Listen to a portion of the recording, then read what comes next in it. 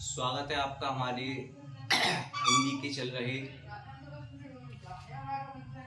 चल रहे लेक्चर्स में तीसरे लेक्चर में। तो तीसरे लेक्चर में जो है हमने आपको पहले लेक्चर में बताया हिंदी का पाठ्यक्रम हिंदी। उसके बाद हमने कल से पद्यांशों की व्याख्या, जिसमें पवन दूतिका, अयोध्या सिंह उपाध्याय, हरिऔध जी के पाठ की व्याख्या को हमने बताया आपके साथ उसकी व्याख्याओं को साझा किया। आज हम 3 व्याख्याओं के बाद चौथी व्याख्या की ओर चलते हैं और हिंदी का इसी के साथ हमारा हिंदी का ये तीसरा लेक्चर भी स्टार्ट होता है। तो हिंदी के जो चौथी व्याख्या है, तो चौथी व्याख्या जो है उसमें है कि कोई प्यारा कुसुम कुमला, कहता है कि कोई प्यारा कुसुम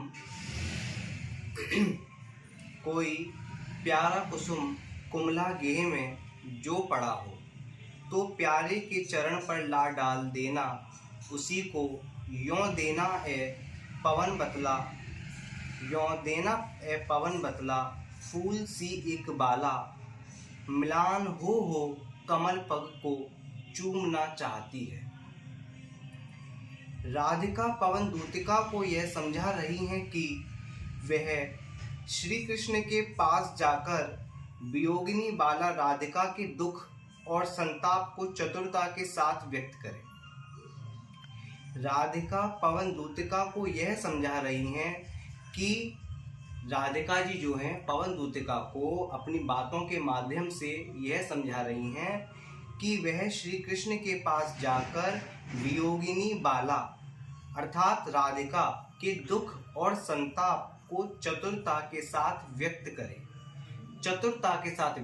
यानी कि अपनी सूझबूझ के साथ व्यक्त करे। उन्हें भी यूँ नहीं कि राधिका जी ने जो बात बता दी वही बातों को वो ज्यों की त्यों जैसी की तैसी बात बता दे। उससे कुछ चतुरता के साथ, कुछ अपने तर्क वितर्क के साथ उसको प्रस्तुत करे वहाँ आकर। तो राधिका पवन से कहती हैं कि यदि घर में कोई सुंदर फूल कुमलाया हुआ पड़ा हो तो उसे उठाकर प्रेम के साथ प्रियतम के चरणों पर ला डाल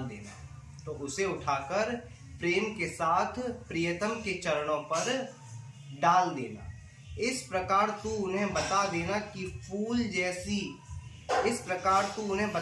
कि फूल जैसी एक सुकोमल बाला दुखित होकर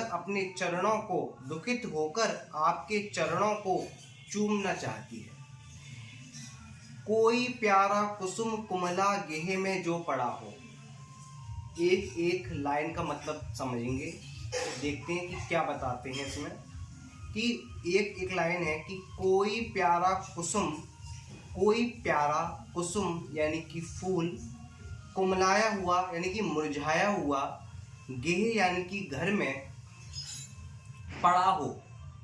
तो कोई प्यारा कुसुम यानी कि फूल कुमलाया हुआ मुरझाया हुआ यदि घर में, गेह यानी घर में पड़ा हो इधर उधर, तो प्यारे के चरण पर ला डाल देना उसी को। तो मेरे प्रियतम के चरणों के पास ले जाकर उसे प्रेम के साथ जाके उसे डाल देना, अर्थात उसे रखाना मेरे प्रियतम श्री कृष्ण के चरणों के पास। यों देना है पवन बतला, फूल सी एक बाला।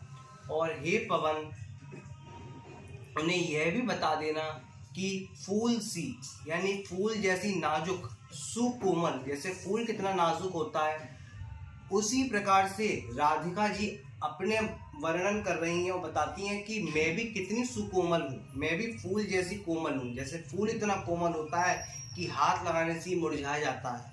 ताजी फूल जो होता है उसे हम तोड़ेंगे मुरझा जाता है, और हम उससे अगर छेड़खानी करेंगे तो क्या हो जाएगा, मुरझा जाएगा, गिर जाएगा। तो ऐसे ही बता रही हैं कि मैं भी ये कितनी सुकोमल हूँ, मैं भी कितनी ज़्यादा कोमल हूँ। तो फूल जैसी सुकोमल बाला यानी सुंदरी भी तुम्हारी याद में, वियोगिनी तुम्हारी याद में, तड़प में, वियोग में क्या हो रही है, मिलान यानी कि दुखित है, और हो कमल यानी कमल, पग माने पैर, चरणों को, चूमना माने उनका चुंबन चाहती है, उनका चुंबन करना चाहती है। तो फूल जैसी ऐसी सुकोमल बाला, बता देना उन्हें जाके कि फूल जैसी एक सुकोमल बाला दुखित होकर आपके चरणों को चूमना चाहती है, आपके चरणों को चुंबन करना चाहती है, आपके चरणों का। ये व्याख्या विद्यार्थियों बहुत आसान थी। आशा करता हूँ आपको ये बहुत ही एक बार में समझ में आ गई होगी, पुनः बताने की आवश्यकता नहीं पड़ेगी। पांचवी व्याख्या की ओर अग्रसर होते हैं।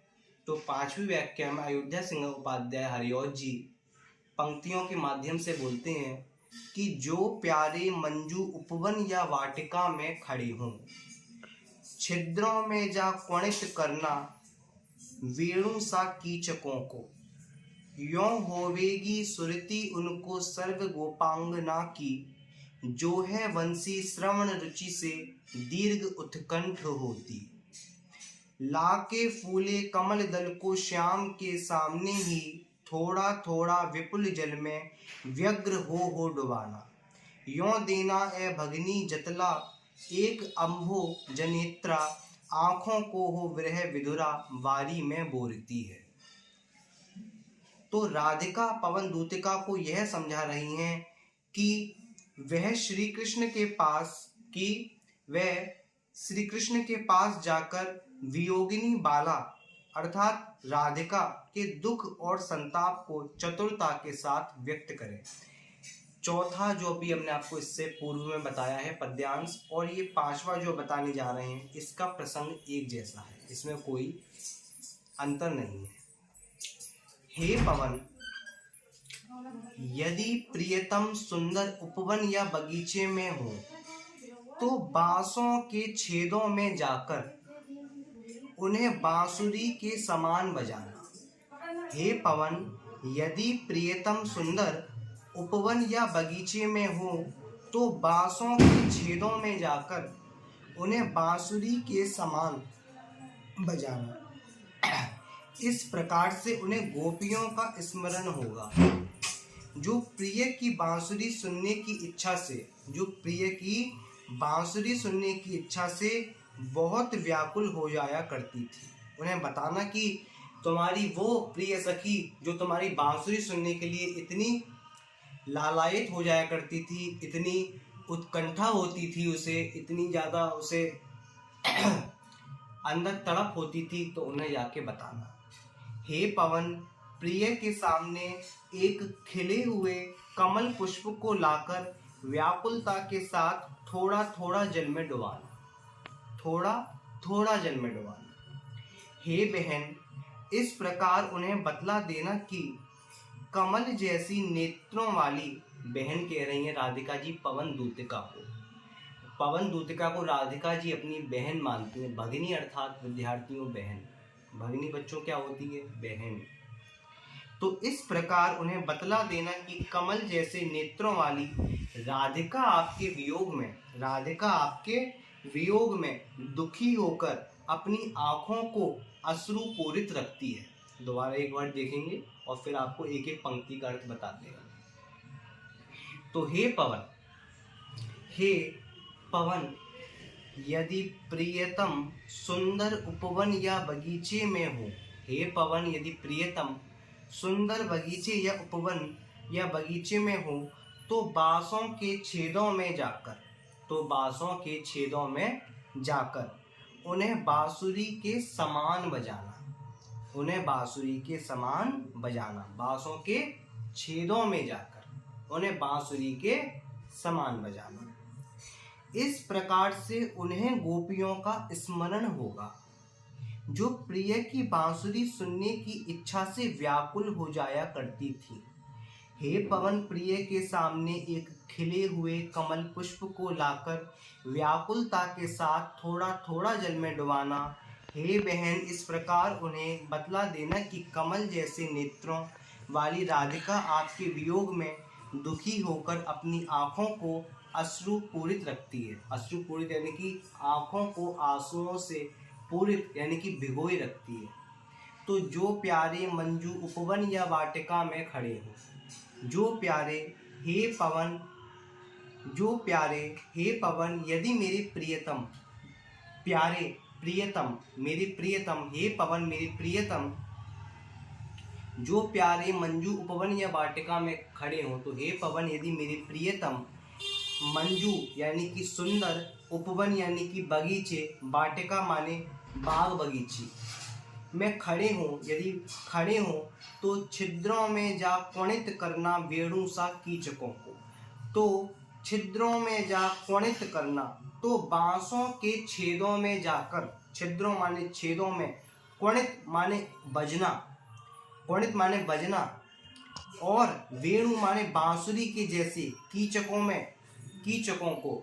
तो बांसुरी के छेदों में जाकर, छेदों में जाकर बांसुरी के समान बजना। तो छिद्रों में जा क्वणित करना वेणु सा कीचकों, तो बांसों के छेदों में जाकर उन्हें बांसुरी के समान बजाना।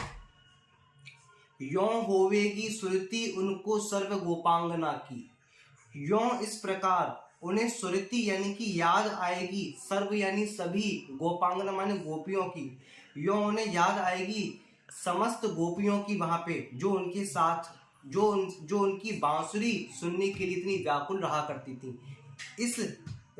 इससे उन्हें याद आएगी उन चीजों की कि उनकी बांसुरी सुनने के लिए वो कितनी लालायित, कितनी तरसती थी, उस बात की याद आएगी। जो वंशी श्रवण रुचि से दीर्घ उत्कंठ होती, जो वंशी श्रवण रुचि से दीर्घ उत्कंठ होती, यानी कि जो वंशी श्रवण यानी सुनने से, रुचि माने रुचि से, दीर्घ माने बहुत बहुत ज्यादा, उत्कंठ माने उत्कंठा होती। तो लाके फूल कमल दल को श्याम के सामने, तो एक कमल दल यानी कमल के पुष्प को श्याम के सामने ले आना, और थोड़ा थोड़ा विपुल जल में व्यग्र हो डुबाना, और थोड़ा थोड़ा उसे, विपुल माने कि जल में, थोड़ा थोड़ा उसे कह रहे हैं कि थोड़ा थोड़ा जल में, विपुल जल में व्यग्र हो डुबाना, तो थोड़े थोड़े जल में उसे, व्यग्र यानी व्याकुलता के साथ, धीरे धीरे, विपुल यानी धीरे धीरे उसे डुबाना, कमल पुष्प को उसे पानी में क्या करना, धीरे धीरे डुबाना। यों देना है भगनी जतला एक अम्बोज नेत्रा, तो कह रहे हैं कि यों देना है भगनी, हे भगनी, हे बहन, जतला एक अम्बोज नेत्रा, तो इस प्रकार उन्हें यह बतला देना कि कमल जैसे नेत्रों वाली, इस प्रकार उन्हें बतला देना कि कमल जैसे नेत्रों वाली, अम्बोज नेत्र यानी कमल जैसे नेत्रों वाली राधिका जी आपके वियोग में दुखी होकर आँखों को हो विरह विधुरा वारी में बोलती है। तो कह रहे हैं कि आँखों को विरह विधुरा, विरह की आग में, विरह की तड़प में, विरह विधुरा, वियोग में दुखी होकर, वारी माने जल में, वारी माने जल में बोलती है, यानी कि वारी माने विरह रूपी, क्या कहते हैं, आंसुओं की, वारी यानी विरह रूपी, अश्रु रूपी, विरह रूपी अश्रुओं में क्या करती है, बोलती है, उसे भिगाती है। तो कह रहे हैं जो प्यारे मंजू उपवन या वाटिका में खड़े हों, हे पवन यदि मेरी प्रियतम किसी उपवन या वाटिका में तो खड़े हों, तो छिद्रों में जा पणित करना वेणु सा कीचकों को, तो छिद्रों तो बांसों के छेदों में जाकर उन्हें बांसुरी के समान बजाना। यों होवेगी सुरती उनको सर्व गोपांगना की, तो यों इस प्रकार उन्हें उन गोपियों की याद आएगी जो उनकी बांसुरी सुनने के लिए कितनी तरसती थीं। जो है वंशी श्रवण रुचि से दीर्घ उत्कंठ होती, जो वंशी बहुत रुचि के साथ वो बजाया करते थे, और वो बहुत प्यारी और मधुर, बहुत तेज बजती थी। और लाके फूल कमल दल को श्याम के सामने, और एक कमल पुष्प को श्याम के सामने लाकर थोड़ा थोड़ा विपुल जल में व्यग्र हो डुबाना, और धीरे धीरे उसे जल में व्यग्र यानी व्याकुलता के साथ धीरे धीरे उसे डुबाना। यों देना है भगनी जतला एक अम्बोज नेत्रा, तो हे भगनी, हे बहन, हे भगनी, हे बहन, तो उन्हें राधिका के कमल जैसे नेत्रों वाली राधिका जी के बारे में, राधिका जी कहती हैं कि हे भगनी, हे बहन, कमल जैसे नेत्रों वाली, उन्हें इस प्रकार उन्हें बता देना कि कमल जैसे नेत्रों वाली राधिका आपके वियोग में आँखों को हो विरह विधुरा बारी में बोलती है। आँखों को यानी राधिका जी आपके वियोग में दुखी होकर अपनी आँखों को अश्रुपूरित रखती है, यानी कि आपके वियोग में अपनी आँखों को विरह विधुरा में यानी विरह के अश्रु रूपी जल में, वारी में, जल में बोलती है, यानी अपनी आँखों को अश्रुपूरित रखती है, आँखों को भिगाए रखती है। इसका मतलब है कि उनकी आँखों से ऐसा कोई भी दिन नहीं जाता जिस दिन राधिका जी ना रोई हो। ऐसा कोई भी दिन नहीं गया जिस दिन राधिका जी ना रोई हो। तो आप इन पंक्तियों के माध्यम से समझ सकते हैं कि राधिका जी का कितना अपार दुख है और अपने इस दुख को कितनी मनोरमता से और कितनी इससे प्रकट कर रही हैं। आप खुद इसका अनुभव कर सकते हैं और अंदाजा लगा सकते हैं। अयोध्या सिंह उपाध्याय हरिऔध जी ने अत्यंत मनोरम वर्णन किया है और आगे की पंक्तियों में, अपने काव्य पंक्तियों में आगे बोलते हैं कि सूख जाती मलिन लतिका जो धरा में पड़ी हो, तो पाँव के निकट उसको श्याम को ला गिराना, तो पाँव के निकट उसको श्याम के ला गिराना। यों सीधे से प्रकट करना, प्रीति से वंचिता हो, मेरा होना अति मलिन हो, और सूखते नित्य जाना, कोई पत्ता नवल तरु का पीत, कोई पत्ता नवल तरु का पीत, जो रहा हो तो प्यारे के द्रग युगल के सामने ला उसे ही धीरे धीरे संभल रखना, और उन्हें यों बताना, पीला होना प्रबल दुख से प्रोषिता सा हमारा। पवन को दूतिका बनाकर राधिका श्री कृष्ण के पास अपना संदेश भेज रही है। पवन को दूतिका बनाकर राधिका श्री कृष्ण के पास अपना संदेश भेज रही हैं। इस बात से तो आप परिचित हैं कि राधिका जी अब तक पवन को दूतिका बनाकर अपना संदेश भेज रही हैं, और अपना संदेश भेजते भेजते वो अंतिम पंक्तियों में कुछ इस प्रकार से बोलती हैं कि इन पंक्तियों में श्री कृष्ण के रूप माधुर्य का चित्रण किया गया। इन पंक्तियों में श्री कृष्ण के रूप और माधुर्य का चित्रण किया गया है। माधुर्य माने होता है बच्चों, माधुर्य माने होता है मधुरता, यानी कि श्री कृष्ण कितने मधुर हैं, तो उनका रूप कैसा है, कितने सौंदर्य है, उनका क्या सौंदर्य है। तो राधिका कहती हैं कि हे पवन यदि तुझे धरती पर कोई सूखती हुई लता मिल जाए, हे पवन यदि तुझे धरती पर कोई सूखती हुई लता मिल जाए, तो तू उसे श्री कृष्ण के पाँव के पास लाकर गिरा देना, और स्पष्ट रूप से उन्हें बता देना कि प्रेम से रहित होकर मैं किस प्रकार नित्य ही सूखती तथा मलिन होती जा रही हूँ। जिस प्रकार कोई बेल, कोई लता बिना पानी, बिना किसी चीज के, उसकी रख रखाव के, जैसे लता भी होता है, पेड़ भी होता है, वो भी सूख जाता है, उसी प्रकार मनुष्य को यदि प्रेम ना मिले, उसे सम्मान ना मिले, उसका कोई रख रखाव ना करे, उस पर कोई ध्यान ना दे, तो वह भी एक फूल और पत्ती और वृक्ष के समान वह भी एक दिन मुरझा जाता है, और मुरझाने के पश्चात वो बहुत ज़्यादा एक दिन अकेला हो जाता है। राधिका जी भी लता के समान अपनी स्थिति को व्यक्त करती हैं और बताती हैं कि जिस प्रकार से ये लता सूखती जा रही है, मैं भी श्री कृष्ण के वियोग में, प्रेम के विरह में उनसे मैं भी उस लता की तरह दिन दिन मुरझाती जा रही हूँ, सूखती जा रही हूँ।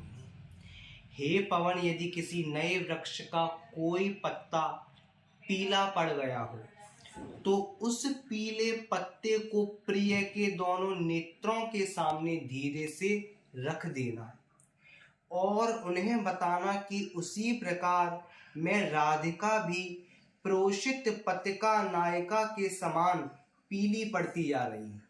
आपने देखा होगा कि कोई लता या फिर कोई बेल उसे पानी ना दिया जाए, उसे कोई कुछ ना किया जाए, तो वो एक दिन कैसी पड़ जाती है, पीली पड़ जाती है, पीला पड़ जाता है उसका। और रंग जब पीला पड़ जाता है उसका, मुरझा जाती है और एक दिन वृक्ष से टूटकर धरती पर गिर जाती है, उसका कोई फिर अस्तित्व नहीं रहता है। उसी प्रकार राधिका जी भी अपने विषय में बता रही हैं कि सूख जाती मलिन लतिका जो धरा में पड़ी हो। वह सूख जाती, मलिन यानी कि बेकार, लतिका माने लता, धरा माने धरती, पड़ी हो। वह लता भी सूख जाती है जो धरती पर पड़ी रहती है। जो धरती पर, पृथ्वी पर यूं ही पड़ी रहती है, वो लता भी यूं ही सूख जाती है एक दिन। तो पाँव के निकट उसको श्याम के लाग राना। तो कह रही है कि उस लता, जो सूख गई लता, जो बेल सूख गई, उसको मेरे प्रियतम के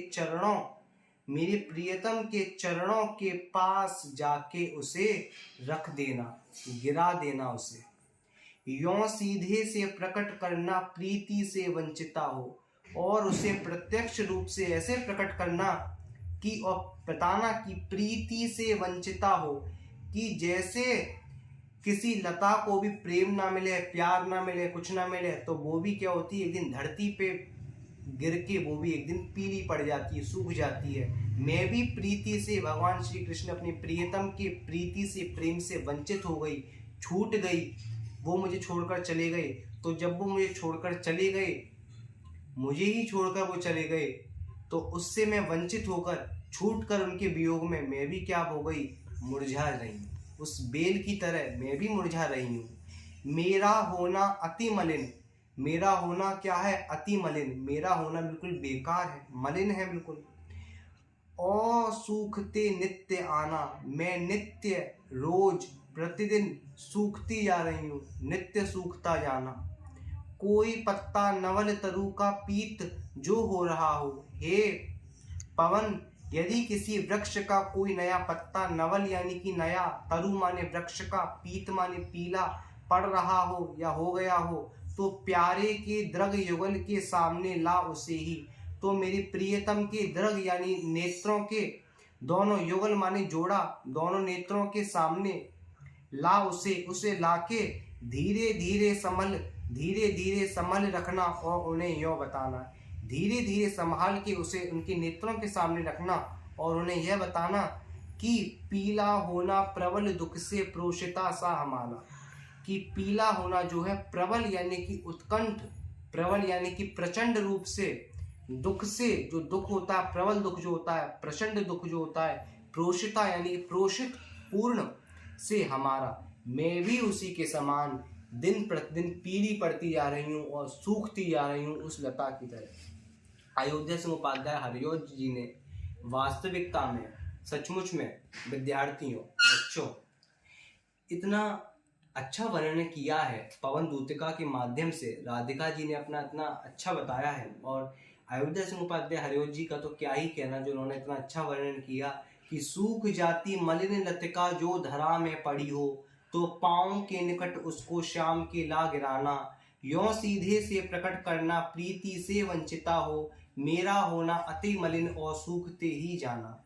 तो सूख जाती मलिन लतिका जो धरा में पड़ी हो, वह लता भी सूख जाती है जो धरती पर यूं ही पड़ी रहती है। उसी प्रकार से मेरे प्रियतम के सामने, पाँव के निकट, चरणों के पास जाके उस लता को, यदि कोई लता, कोई वृक्ष की लता, कोई पेड़ की लता यदि सूख गई हो, तो प्यारे के चरणों के पास जाके उसे ला गिराना। यों सीधे से, यों प्रत्यक्ष रूप से उसे प्रकट करना कि प्रीति से वंचित होकर एक किसी का क्या हाल होता है, चाहे वो कोई व्यक्ति हो, चाहे वो पत्ता हो, चाहे लता हो।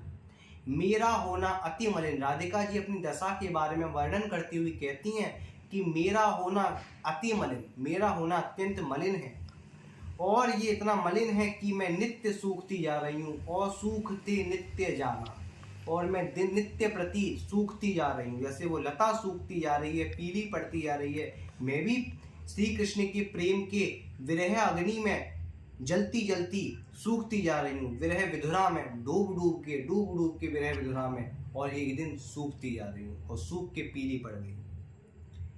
और कोई पत्ता नवल तरु का पीत जो हो रहा हो, कोई पत्ता यदि नए वृक्ष का पीला पड़ गया हो, तो प्यारे के दृग युगल के सामने ला उसे। तो मेरे प्रियतम के दृग दोनों नेत्रों के सामने उसे लाके धीरे धीरे संभल रखना और उन्हें यों बताना, धीरे धीरे संभाल के रख के उन्हें यों बताना कि पीला होना प्रबल दुख से प्रोषिता से हमारा, कि जो उन्हें यह बताना कि उसी प्रकार मैं राधिका भी प्रोषित पतिका नायिका, कि मैं राधिका प्रोषित पतिका नायिका के समान पीली पड़ती जा रही हूँ, कि मैं राधिका प्रोषित पतिका नायिका के समान पीली पड़ती जा रही हूँ।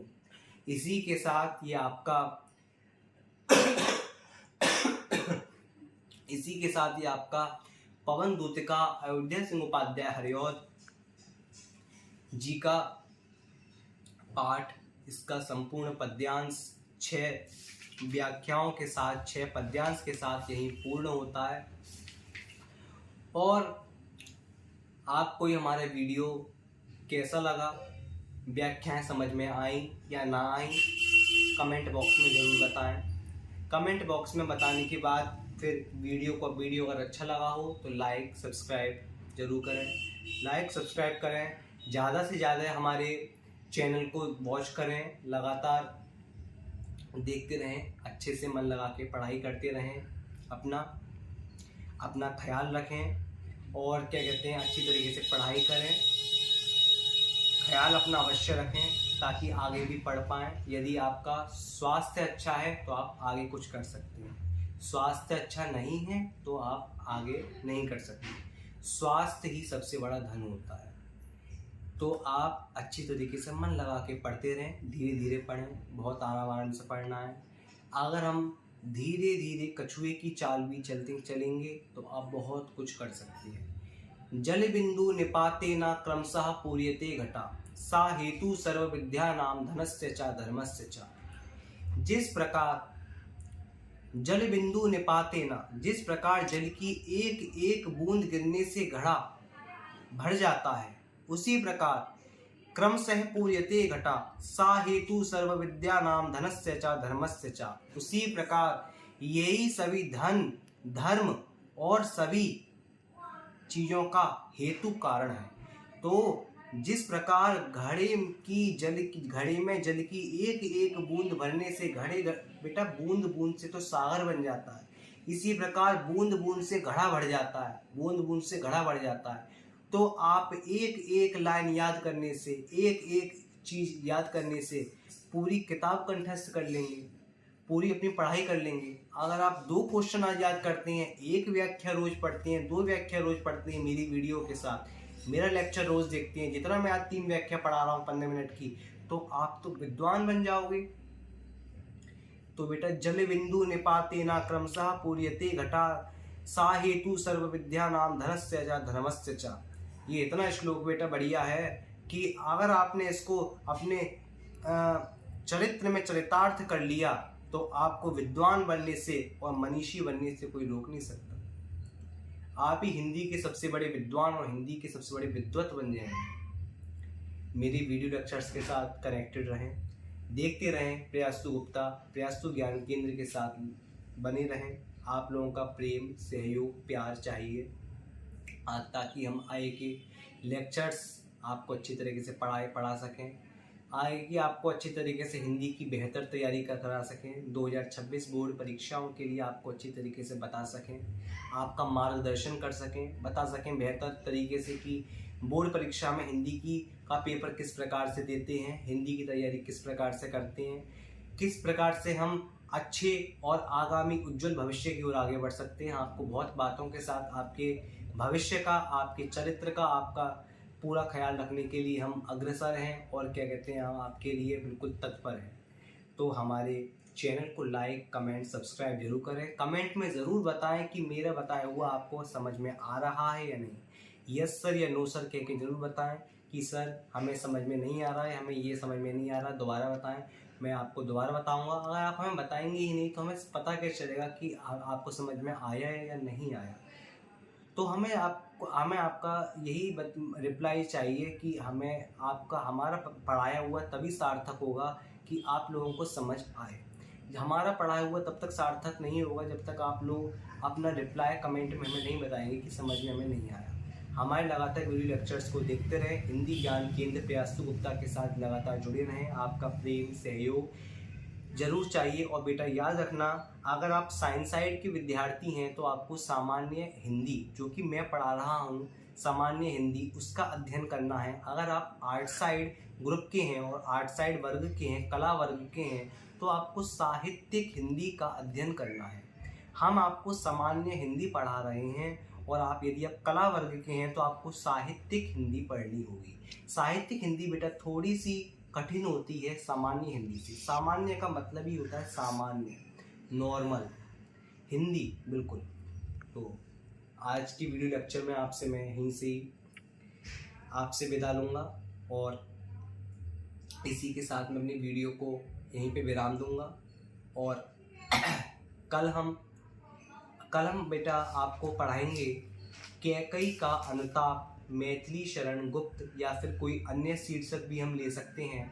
आप हमें ये भी बताएं कि सर हमें इस टॉपिक पे या इस वीडियो पर लेक्चर चाहिए, तो हम उस वीडियो लेक्चर को सबसे पहले उसको बना देंगे कि हमें ये व्याख्या समझ में नहीं आ रही, या हमें हिंदी गद्य साहित्य का इतिहास समझ में नहीं आ रहा, या फिर हमें हिंदी में किसी इस टॉपिक की वीडियो समझ में नहीं आ रही, तो हम उस वीडियो लेक्चर को पहले डाल देंगे।